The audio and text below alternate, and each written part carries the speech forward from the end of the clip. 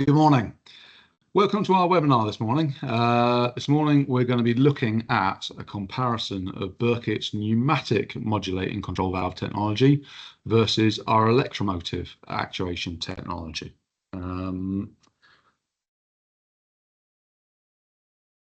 The agenda for today, we're going to start by looking at the element actuator technology. So this is Bürkert's pneumatic modulating control solution.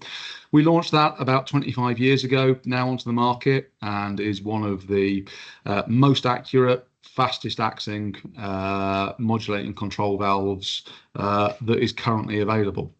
Following that, we're going to have a look at our EVA technology. So this is our Electromotive actuator technology. And this is moving things on to a new level. Following looking at the details of both actuators technologies, we're going to do a live demonstration, hopefully,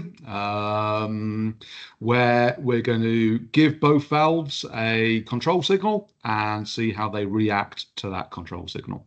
Following that, we will have a head-to-head, so we will see how both of our technologies compare to the other, and then we will end the session this morning with a question and answer session. So any questions that you might have, we will of course be happy to answer them at the end.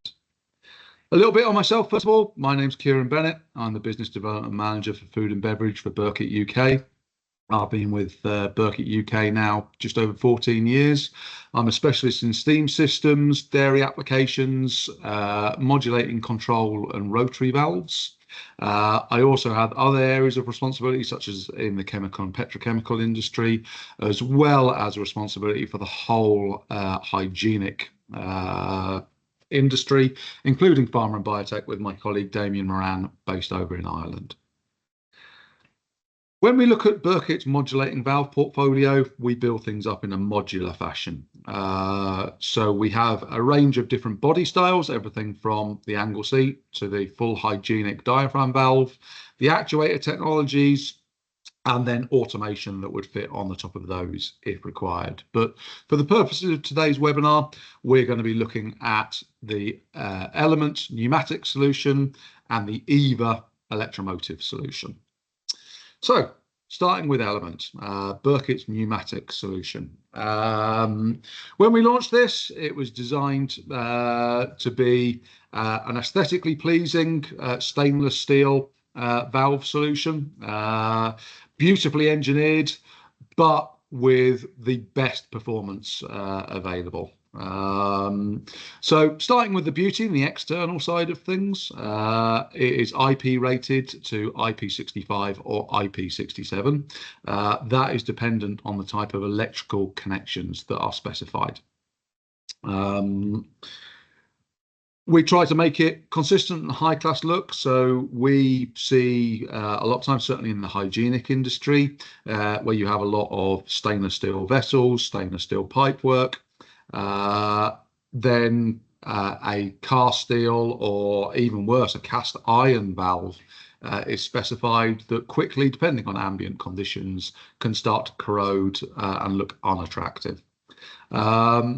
Our actuators were designed to E-hedge guidelines for both materials compatibility, the smooth surfaces and the external seals, to ensure that anything that is in the atmosphere, be that moisture, chemicals, are going to be able to not affect the performance of the valve. So A, they can't get into the workings, but also the valve can easily be cleaned and hygienic externally.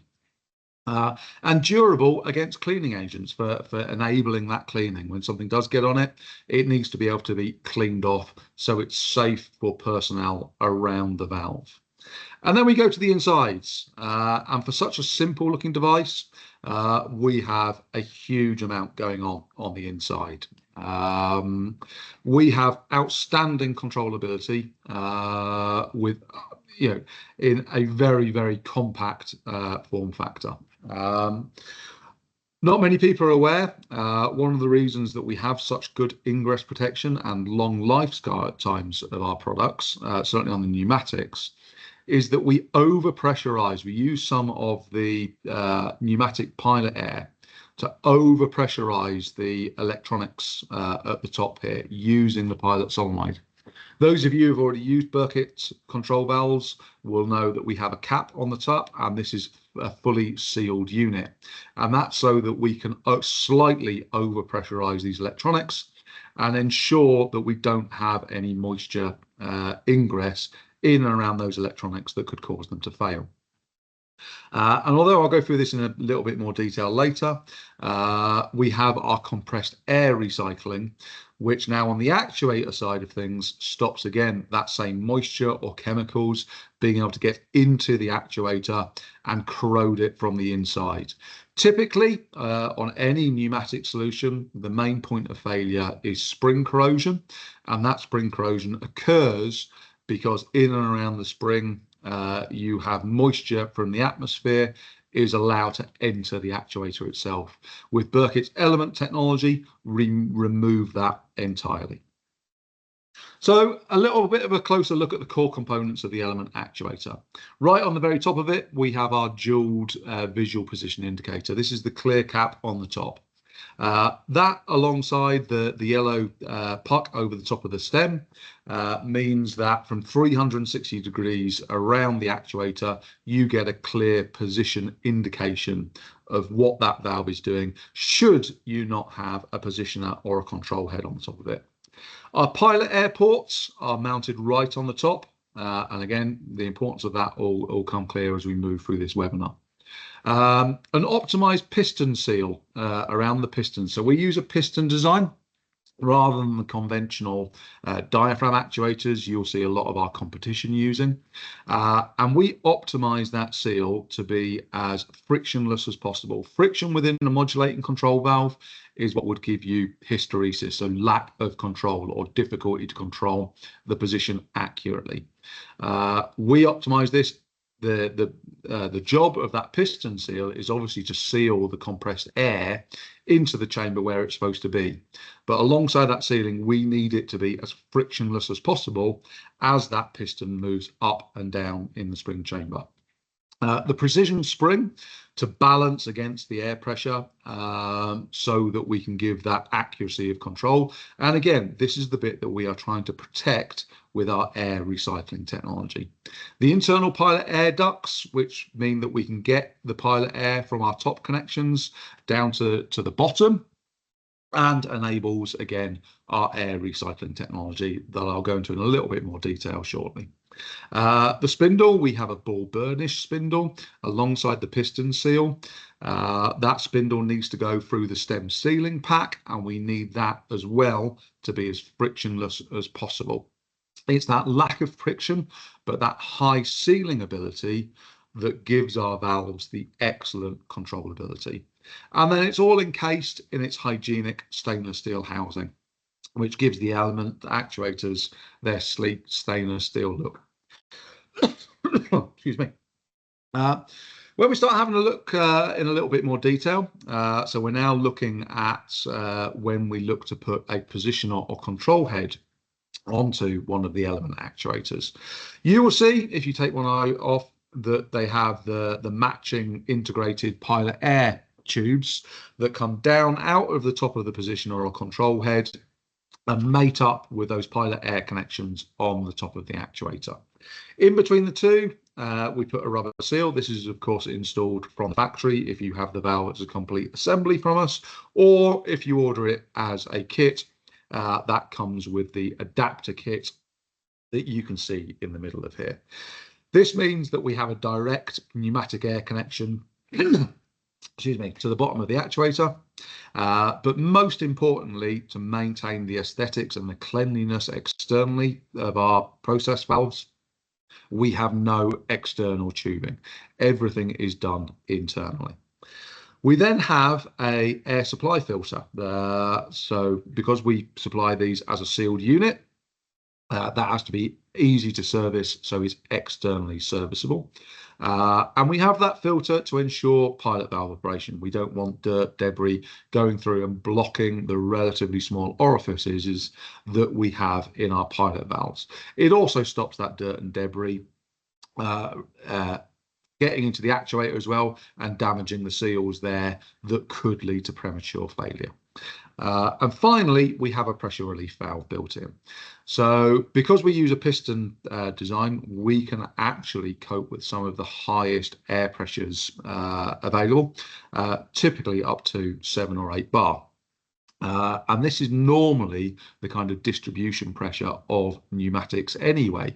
So unlike some of our competitors using diaphragm actuators, which it can only be used on relatively low air pressures and would require the use of a separate filter regulator set to regulate down to the required pressure by the actuator, ours typically don't require an additional pressure regulator, which again leads to cost savings for you, the customer.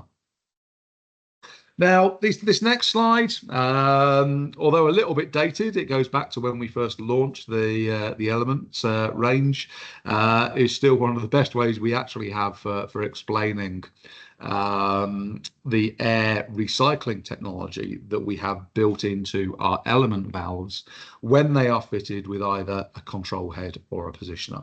So we're going to start with this drawing over on the left, and on this one on the left, although it's not massively clear, we have the piston in the raised position. So the valve has already been actuated, and in this scenario, the valve would be open.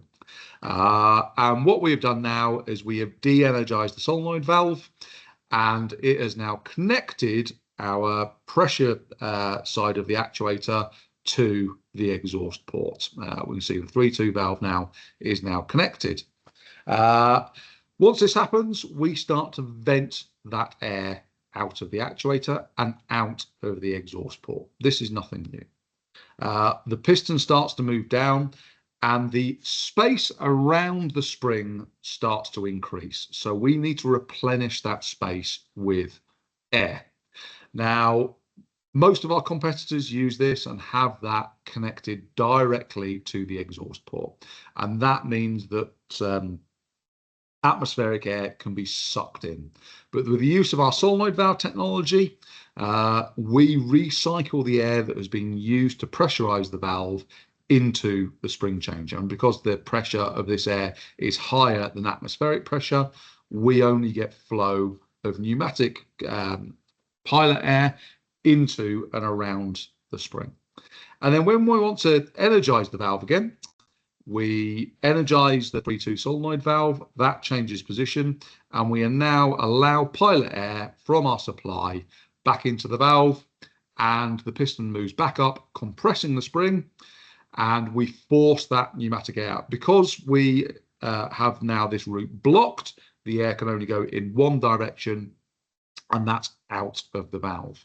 So we only ever have airflow out of the exhaust port, never backwards through that exhaust port.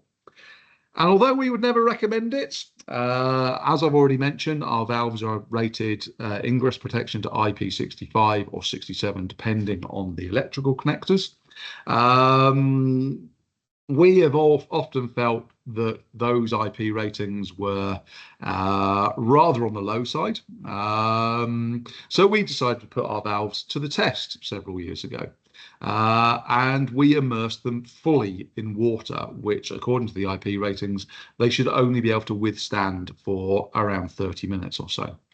Now we were expecting probably to get a week, maybe a couple of weeks out of it before we start to see some potential water ingress. In actual fact, we got tired out of cleaning the green algae because we were constantly passing air through these valves after around 9 months, and we decided that if these valves could survive 9 months completely submerged, they are going to survive pretty much the most demanding cleaning regimes or atmospheric conditions where we would expect these valves to be installed.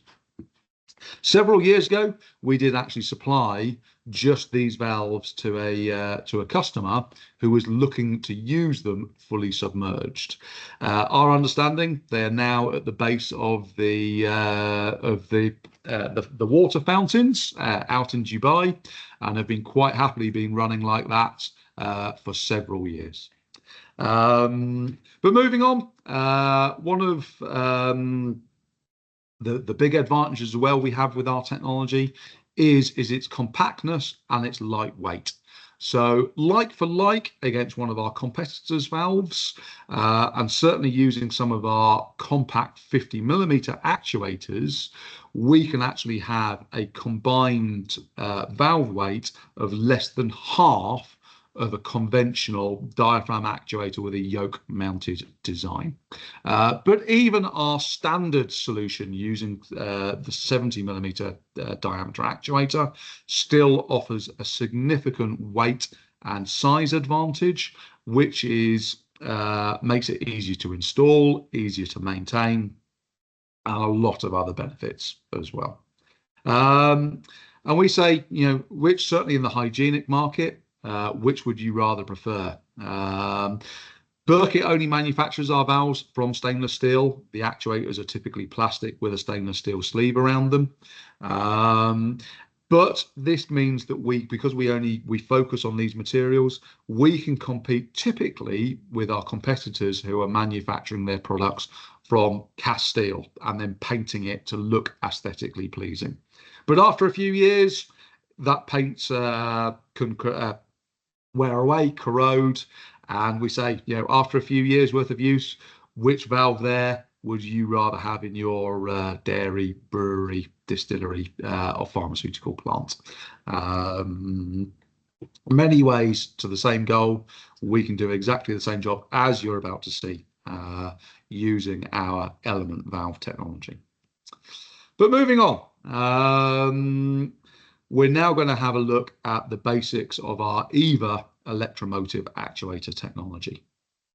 So our Electromotive solution, we launched onto the market around 10 years ago now, and we wanted an electromotive valve solution that was as fast or even faster than the conventional pneumatic solutions, and as accurate or more accurate. And we actually ended up achieving both.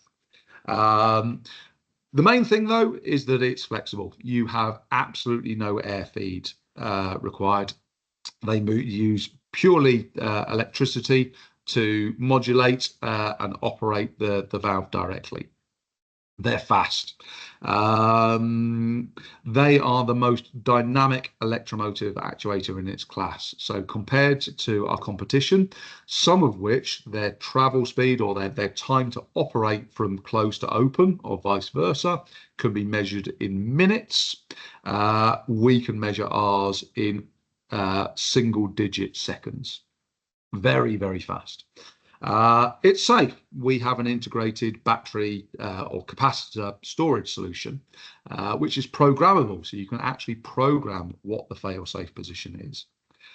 It's robust, again, like the pneumatic solution, IP65 or 67, and constructed out of materials with high chemical resistance. Now, because we don't have the air to over-pressurize the electronic side of things, we wouldn't be recommending that you run them fully immersed, not that we would with the full pneumatic solution anyway. But they have just the same high levels of ingress protection that our pneumatic valves do. They're very smart. When you see that we do the live demonstration, I will show a quick example of some of the diagnostic functions that are available from this kind of technology. But most importantly, for a modulating control valve, it has to be precise. And these are actually the solution now that we would go to as default for the most demanding control applications. And we'll show this when we look at the live demonstration of both. A quick look at the core components of it. On the top, we have the same easy-to-use HMI module that we use across the entire Bürkert range of process control valves, but also things like our standalone controllers and instrumentation now. A 360-degree LED status indicator on the top. So again, you have 360-degree visibility of what position the valve is in, or any messages that it's trying to send, an error, for instance. What we call the safe POS, the energy pack that I'll go into in a bit more detail in a second. Our closed design, ensuring the hygienicness and the cleanness of the valve. a mechanical valve position indicator on the front in case of power supply, so you can still see when that LED light at the top can't work. Still a mechanical indication of the position that the valve's in, and the valve interface that we can use this on the entire range of Bürkert process valves. So little bit of a closer look at the internals of it. We use a brushless DC motor with a cogging torque brake. What that means is that when the actuator is at rest, so doesn't see a change in the control signal to move to a different position, nothing within the valve itself, so it doesn't matter what pressure or what flow rates are going through the valve, it cannot move. The motor locks in position, and it doesn't need any current, doesn't consume any power to have that lock. It's the natural feature of that DC motor that locks the valve in position with no current draw when we don't require the valve to move. We use the same non-contact as position sensor that we do on our pneumatic valve range, wear-free, high resolution, and again enables us to offer these valves with incredibly long life cycle requirements. One of the key features is the angular ball bearing. These are aerospace grade, very low friction, very long lifetimes. And help give us the incredible accuracy that this valve is becoming known for. And we couple all of that to a planetary gear with a high gear ratio that again enables us to have the best positioning resolution possible. The electronics module fits down the back with the PCB stack and the I/O module if required, but more and more we're seeing these being used on digital communication. The safe POS, this pack of optional supercapacitors, and these can be pre-programmed to move the valve to any position on power failure, be that opened, closed, or any position within the valve travel. And we warrant that energy pack for 8 years. Alongside the angular ball bearing, there is also an aerospace grade ball screw, again, very low friction, long lifetime, and both of those efficiencies help us save energy within the valve, alongside giving us this very, very high levels of accuracy. And again, as I've mentioned, the mechanical position indicator, if you do have a case where you have power failure on your plants, but want to see that the valve has moved to what position has been defined for the safe POS energy pack, you can still see that using the mechanical position indicator. Externally, it's a very clean design. It's been designed around the same philosophy as the Element solution to go into hygienic applications. And we supply the actuator with the valve as one unit, perfectly adapted to each other to be as clean as possible. We have EVG 1935 conformity for food and beverage plants and FDA approvals for pharmaceutical sites as well. And compared to the traditional kind of yoke mounted style that our competitors would use for mounting their Electromotive actuators, you can see the cleanliness advantages of the Bürkert solution. So now we're going to move to the live demonstration. I have on one side of me here, I have one of our pneumatic valves. I'm just going to end the presentation and bear with me because I just need to change the camera.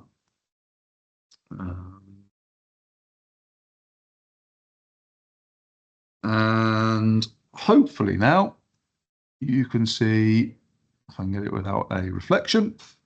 Not clear, but the main part of it is going to be on the main screen. This is just to show you what is going on the display, and we actually have a valve that is working in the background. So the main part of it here is we are going to use our Bürkert communicator software tool. So this tool is freely downloadable off our website. Many of our latest generation products now use this as a commissioning or maintenance tool. And we have a range of different methods of connecting to our products, be it modulating control valves like what we're going to look at today, our instrumentation, our controllers, our water treatment system. All can be commissioned and maintained using this Bürkert tool, and we're going to briefly show you some of the features of it. So first of all, we're going to look at the positioner. So we click on the positioner down here. I'm linked to it digitally. So on the home page, we can see the position. At the moment, we're not asking it to do anything. So it's sat there at 0.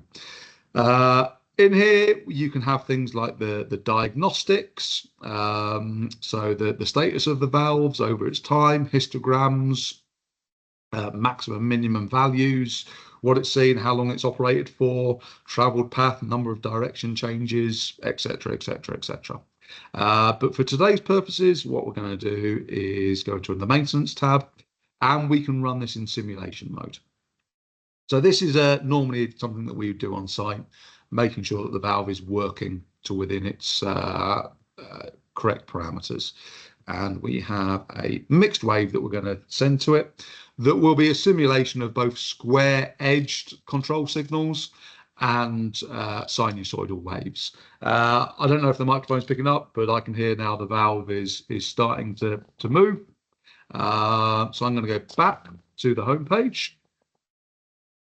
And on the home page, I'm going to choose the 2 values that we want to display on a graph, they call output, that is built into the configurator, so we can see what is going on. It's a little bit zoomed in at the moment. Let me get it on a scale that hopefully is clear for everybody to see. Zoom hopefully a little bit from there.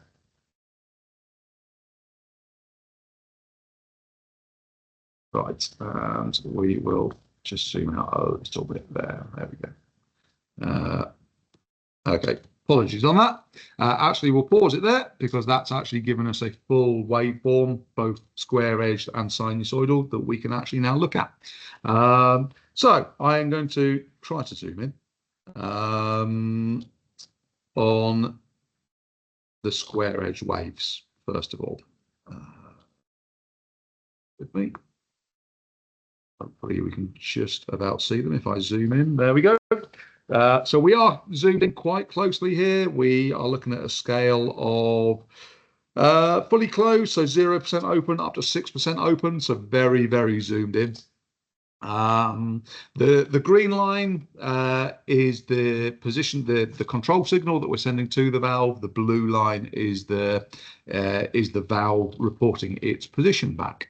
On the square edge signals, although it's very small, so we went from 5% down to 3%, so a 2% movement, back up to 5%, and then down to fully closed. And you can see, we are achieving within 0.2% positional accuracy, a little bit better when we went up, a little bit of a step hysteresis there as it adjusted its setting.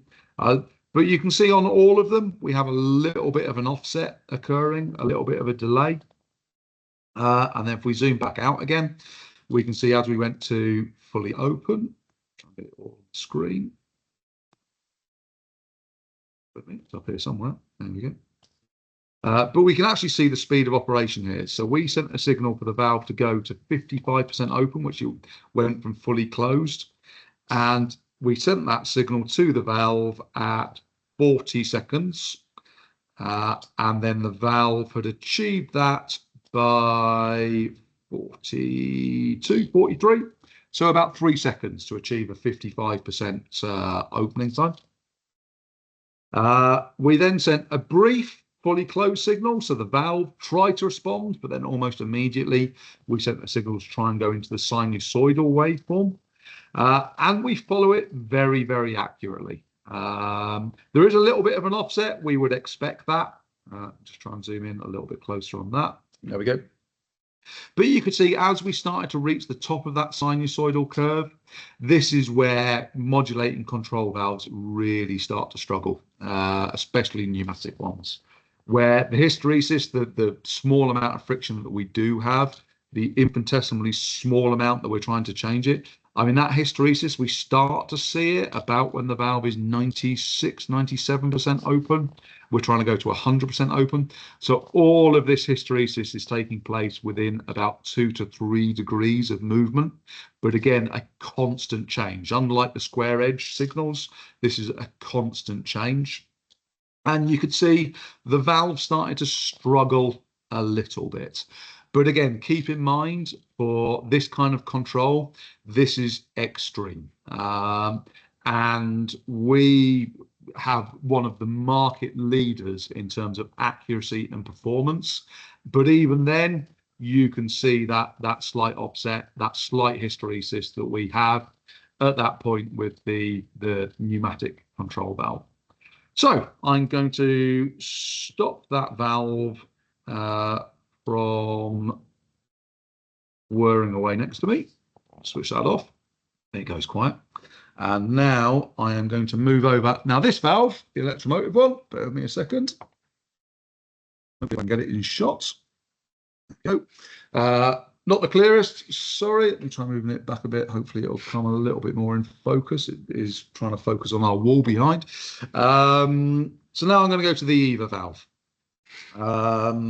Again, same kind of dashboard, same kind of functionality and diagnostics in here that we can see exactly the status of number of direction changes, how far it's moved, how long it's been in operation for, dwell times, everything that you could want to know diagnostically. But again, we are going to put it into its simulation mode. So if we go into maintenance, set the simulation, and we are going to generate again a mixed waveform.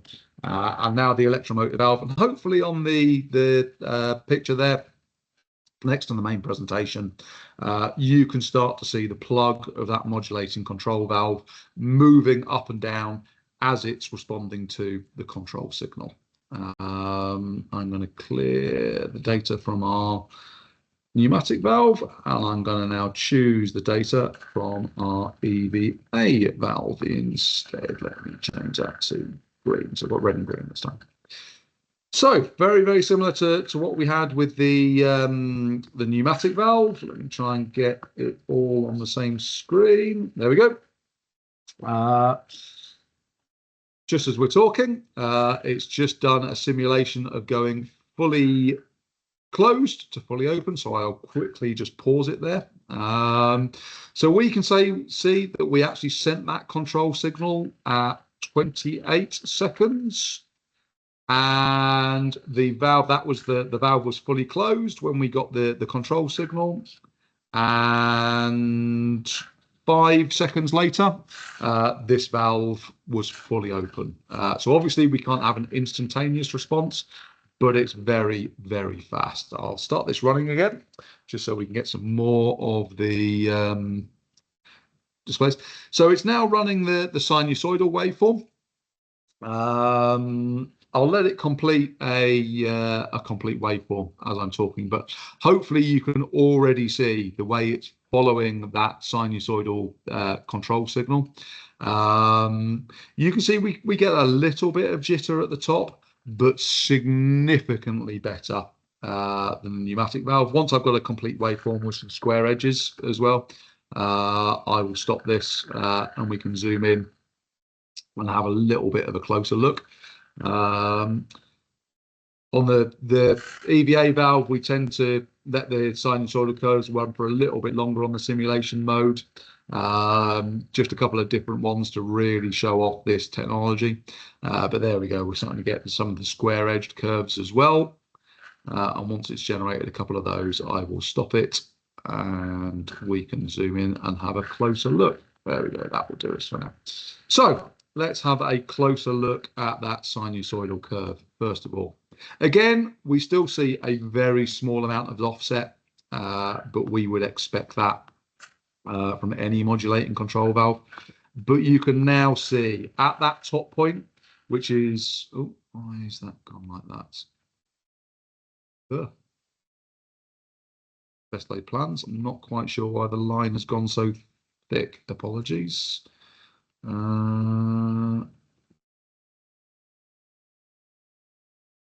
This is more the software than what I'm doing. I might have to wait for it to do another. But again, you can see at the very top there how smooth that control curve was. Best laid plans, it's all gone a bit wrong. Anyway, oh, there we go. It's working properly now. Let me just get there. So we've looked at the sinusoid. So it's a significant improvement over even our own pneumatic modulating control technology that is market leading. I'll just let it create these square edge curves, and then we'll have a look at the accuracy on hitting these square edged curves as well. And hopefully the display won't do something a bit silly this time. So if we zoom in on those ones now at the top, we can see that we are hitting those set points almost precisely. With no offset. So we saw a small amount of offset and a little bit of hysteresis on these square edge curves on the pneumatic one, whereas the Electromotive EVA technology is hitting precisely the control curves. So a marked difference actually, in a market leading pneumatic control valve compared to Bürkert EVA technology. So I will end the live demonstration there, switch the simulation mode back off again, and we will go back to my presentation. One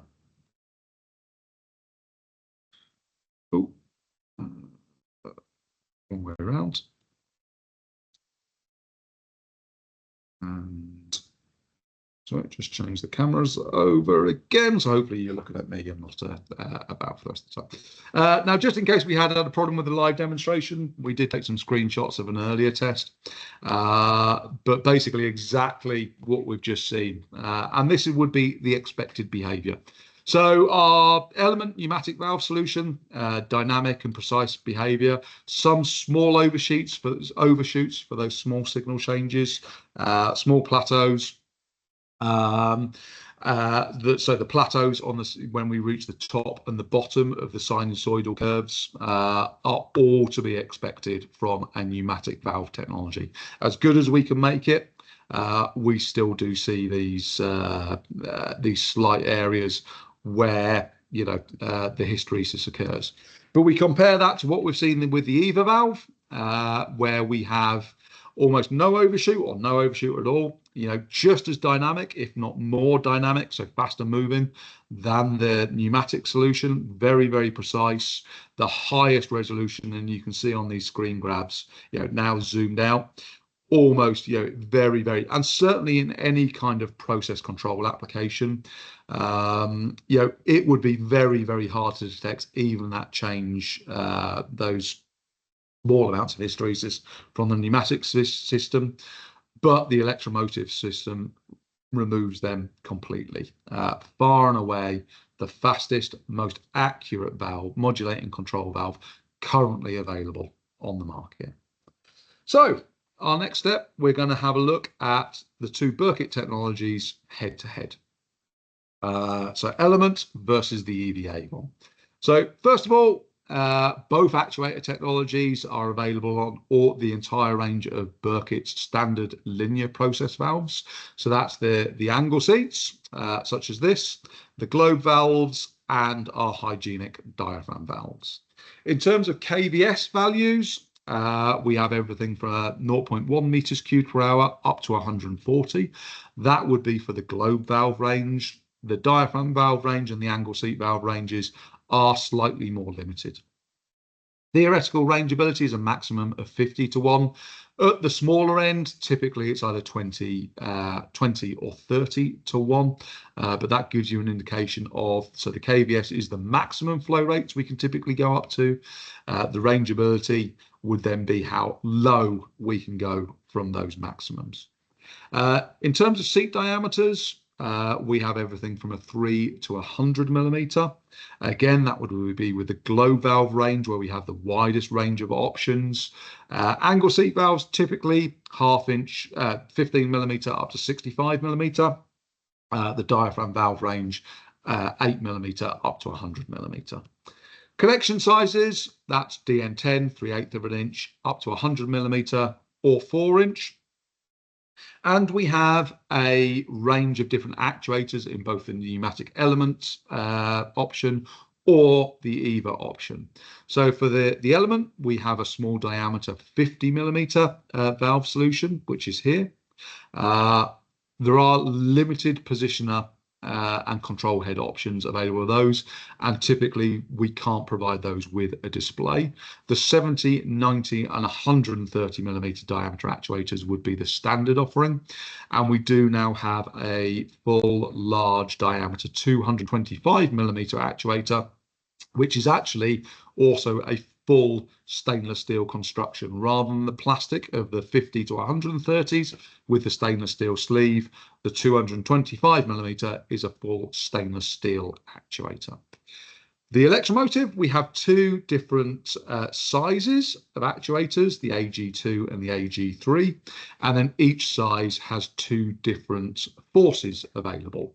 So everything from 1300 Newton meters for in the AG2 all the way up to 10,000 Newton meters in the AG3. In terms of operating pressures, both the pneumatic and the Electromotive solutions can cope with anywhere from atmospheric to 25 bar G. We can, on request, go up to 40 bar G with both ranges, but we have to look at the actuators that we're going to use and some other options to enable that. We can also go down to vacuum minus 0.9 bar G. Again, we would have to select some particular options to enable that. In terms of line connections for the valves, we cover all the major standards for flanges, threads, welds and clamp ends. In terms of media, gases, water, alcohols, oils, fuels, hydraulics, chemicals, steam, pretty much anything that you want to put through these, we have a solution to cope with. The medium temperature for both is exactly the same, minus 40 degrees C all the way up to 230 degrees C. We do have a cryogenic option as well, which takes that low temperature down even further. As far as I'm aware, we have only offered that on the pneumatic solution, although as far as I'm aware, there's no reason why we couldn't also offer that on the EVA solution as well.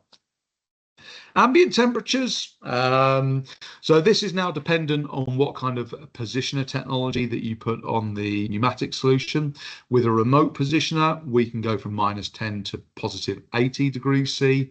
With a direct mount, what we call the top control positioner, such as in the pictures here, that would be -10 to 55 degrees C.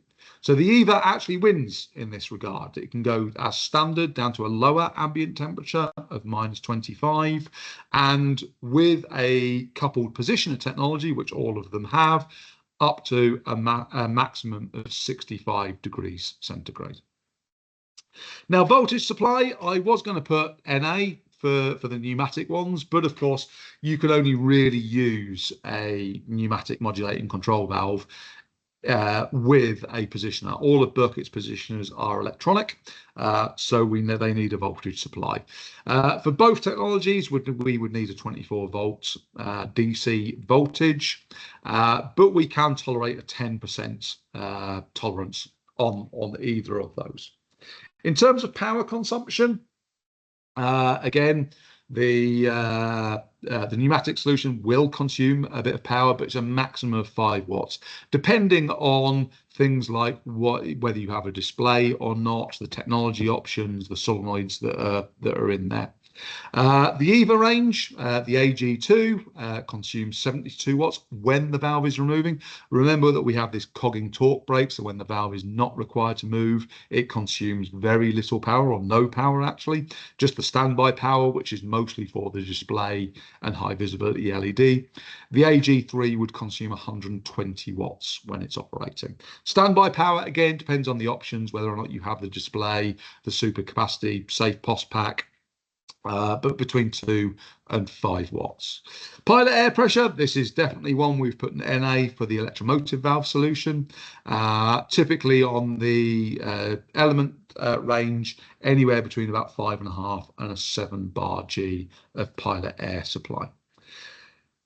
The next thing we're going to look at is the dead bands. So this is what we would define the accuracy of these valves to be. So they have a default setting that they come from the factory with. The positioners on the element valves, the default is plus or minus 1%. So when the valve gets within 1% of its control signal, it won't move any further. It's to stop the valve hunting, constantly moving and causing wearing through its life cycles, although we have an industry leading figure on that as well. But that can be reduced using that Bürkert communicator software that I've already shown, down to plus or minus 0.5%. But the EVA, its default setting from the factory is 0.5%. But again, that can be reduced using the communicator software down to plus or minus 0.1%. Travel speeds is very hard to quantify on the pneumatic valves. The pneumatic valves are more dictated by the air supply pressure that you've got, the actuator size, but also the process pressure and the velocity of the fluid that you've got going through the valve that is all operating on the valve itself. So over here, we have actually given you the airflow rates of our two different positioner technologies. So we have low air capacity positioners for the smaller valves, typically 7 litres per minute of pilot airflow, or the high capacity positioners, which are up to 130 litres per minute. On the EVA, it's much easier because of the cogging torque brake. They don't move even independently of process pressure. So we do have defined. So the fastest one we have is 6 millimeters per second for the AG2 at 1300 Newton meters, 4 millimeters per second for the more powerful one, or 3 millimeters per second for the larger AG3s. And that all equates to, so we normally expect, so one of the things that when you come to Bürkert for a pneumatic modulating control valve is we would select the positioner for both the valve and the application. And we're normally looking for a response time of around 4 seconds. So that's fully close to open or vice versa. Again, with the electromotive valves, it's a lot easier to measure. The AG2 on the smaller sizes, it can be as low as 3.3 seconds, but up to 6.6 on the bigger valves. And for the AG3, anywhere between 8.7 and 12. But again, compared to some of our electromotive competitors, which are measured in minutes, incredibly low travel times. And again, that kind of accuracy that we have just seen with the live demonstration. In terms of expected life cycles, this again is very application dependent, but on the pneumatic solution, we would expect a customer to be able to achieve up to 7 million cycles using a full element solution valve.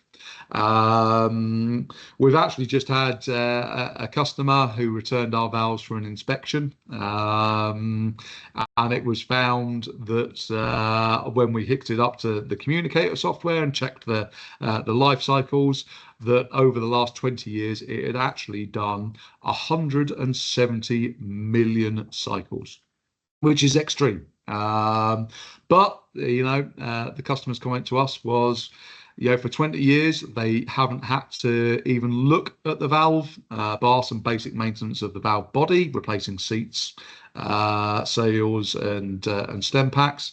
Other than that, it's just worked. So obviously they have replaced it like for like with another Bürkert element valve. But the EVA technology has moved that on even further.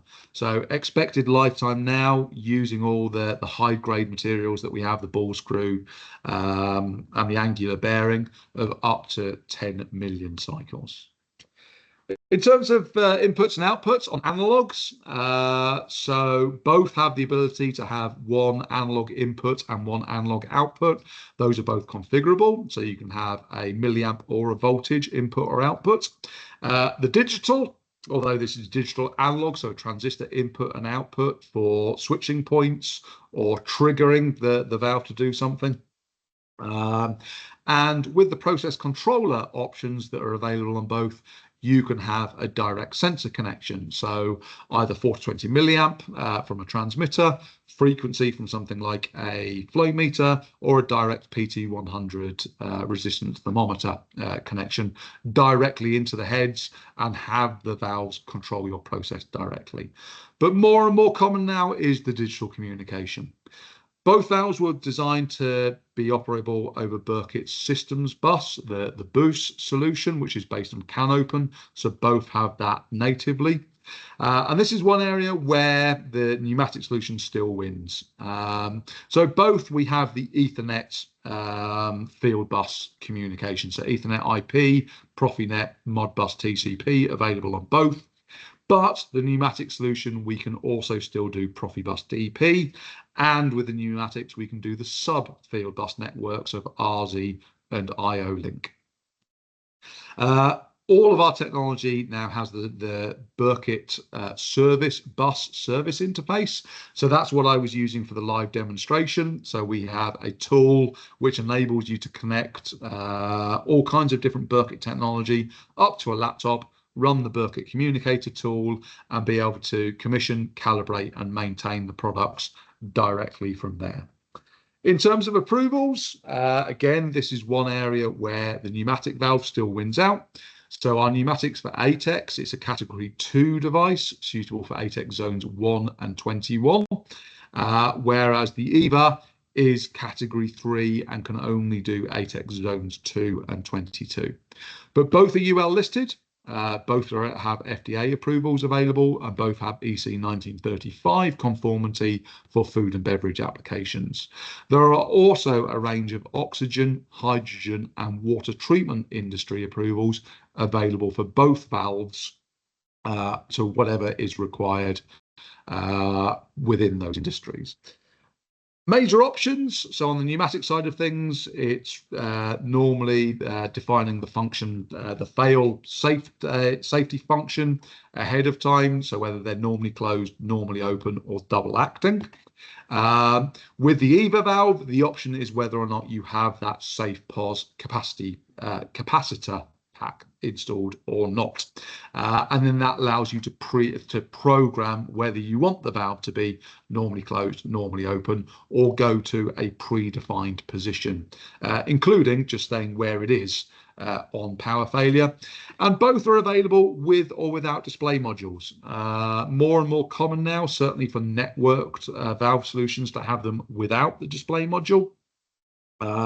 And using tools like the Bürkert communicator tool, again, you can connect to one valve that has been networked to all of its others, and you can commission, maintain all of the valves from one point on the field bus network, which makes it incredibly easy to achieve, and you don't have to go from valve to valve in your network.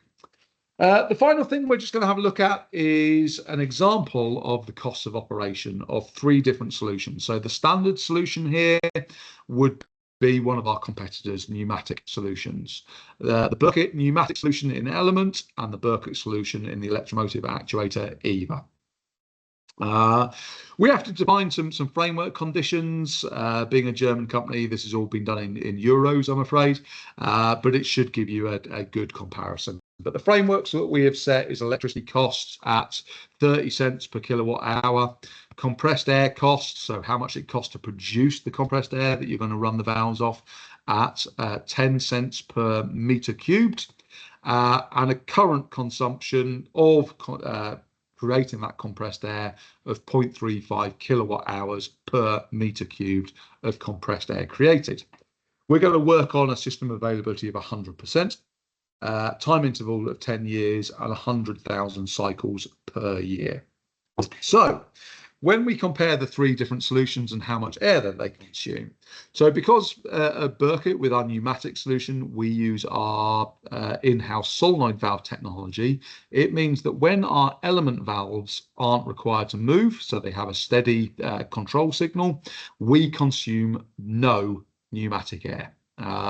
Whereas our competitors, who still often use either inferior solenoid technology or even some still on flap and nozzle technology, you have a constant air bleed across those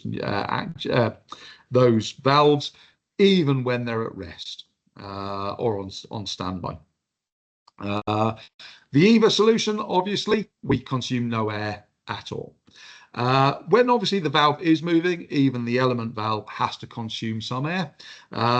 Although with these figures, like for like, I would expect the Bürkert element solution to consume, because we use a piston design against a typical diaphragm actuator, I would expect the Bürkert solution to consume less air. But we will go with these figures as that's what I've got. So when we look at that over the lifetimes of the valves, it starts to really stack up how much air these, certainly our competitors use versus our element, and obviously the EVA using no air at all. Power, now these figures I slightly disagree with. The EVA solution obviously consumes electricity on standby because of the cogging torque brake, very little, but when it's moving we've put an average of 80 watts, so in between the AG2 and AG3. But both the Bürkert element solution and our competitor's solution would actually consume power. Typically, in this day and age, you are using electromotive positioners. Bürkert can only supply electromotive positioners, and both on standby and when they are moving, they will consume a low amount of power. Again, the Bürkert solution, it's between 2 and 5 watts for both standby and duty. And I would expect our competitors to be roughly similar. But I'll come to that with the cost, because we can actually add the standby cost, which is roughly the same of the EVA solution, to what we end up with the total. So you can now start to see the amount of energy that we need to operate these kind of solutions. Our element solution, we would expect to be a quarter of the equivalent competitor's pneumatic solution, and the EVA solution nearly a third of the even what the element does. So when we look at that in terms of costs, we have our competitor's solution over 10 years at nearly €1,200, Bürkert's element solution at 300, the EVA valve at 112. But I would be tempted to, on both the pneumatic solutions, to add that €105 standby costs. But it actually makes the argument for the electromotive solution even more strong, because that would put us at close to €1,300 operating costs alone, just for our competitor's solution, at about 400 for the Bürkert element solution, whereas the EVA would still be down at 112. So a quarter nearly of the operating costs for the EVA solution versus Bürkert's element solution over the lifetime of the valve.